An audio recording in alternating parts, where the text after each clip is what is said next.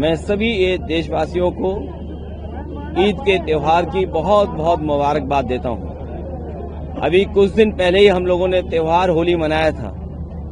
उसमें हम सब लोग मिलकर के गले मिलकर के एक दूसरे के बीच में जहां गुजियां बांटी थी, खुशियां बांटी थी, वहीं हमारा आज फिर एक और त्योहार आया है, ईद का त्योहार, जहां हम फिर गले मिले हैं, सिमैया और मिठाई खाकर के एक दूसरे को मुबारकबाद देते हैं। यही हमारी हिंदुस्तानियत है कि जहां अलग अलग धर्म के, अलग अलग जाति के लोग रह करके एक साथ त्योहारों को एक साथ मिलकर के खुशियां मनाते हैं। यही हिंदुस्तानियत हमारे समाज और देश को मजबूत बनाती है, देश को तरक्की और खुशहाली के रास्ते पर ले जाती है। हमें उम्मीद है कि दुनिया में जिस तरह से वॉर चल रहा है वो तो खत्म होगा ही होगा, और उसके साथ वॉर खत्म होते ही खुशहाली भी आएगी, ऐसा हमारा सबका मानना है ईद के त्योहार पर।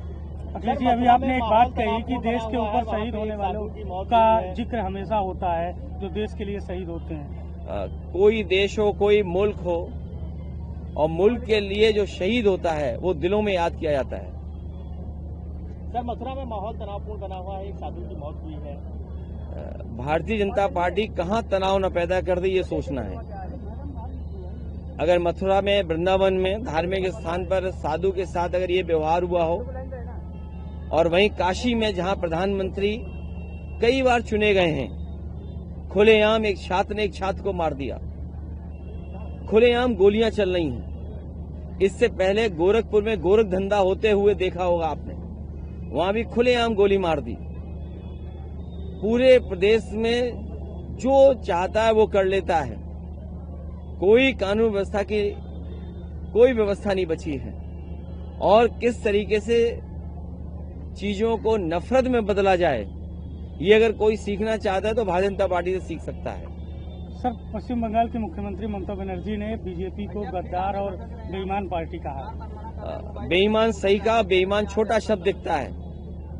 जो गंगा मैया के साथ धोखा दे सकता है, जो गंगा मैया के साथ इस तरह का व्यवहार कर सकता है, और हम लोगों ने तो जानबूझ करके कहा कि गंगा मैया केंद्र में आ जाएं। जिन्होंने ये कहा था कि हम गंगा मैया को साफ करेंगे, गंगा मैया ने हमें बुलाया है, अरबों खरबों रुपए किसकी जेब में चले गए।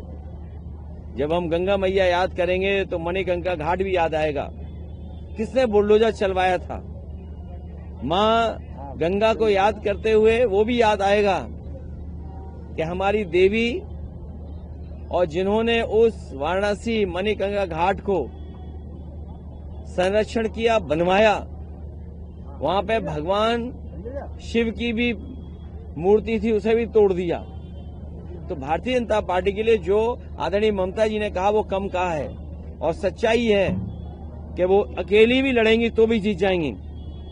वो अकेली लड़कर के भी सबका मुकाबला कर रही हैं। ये जो अधिकारियों का ट्रांसफर हो रहा है बंगाल में, सुना है कि बड़े पैमाने पर अधिकारियों को हटाया गया है। डीजीपी, चीफ सेक्रेटरी या अन्य सेक्रेटरी या अन्य अधिकारी, पुलिस के और प्रशासनिक अधिकारी।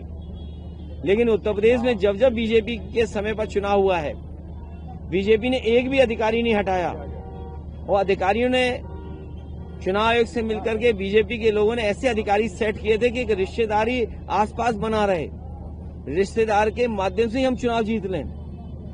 तो एक तरफ जहां बंगाल में तमाम अधिकारियों को हटाया गया, वहीं उत्तर प्रदेश में हम लोगों ने देखा था कहीं किसी अधिकारी को नहीं हटाया गया। और रिश्तेदार कैसे रिश्तेदार को जिताएं, उस हिसाब से अधिकारी पोस्ट किए गए थे।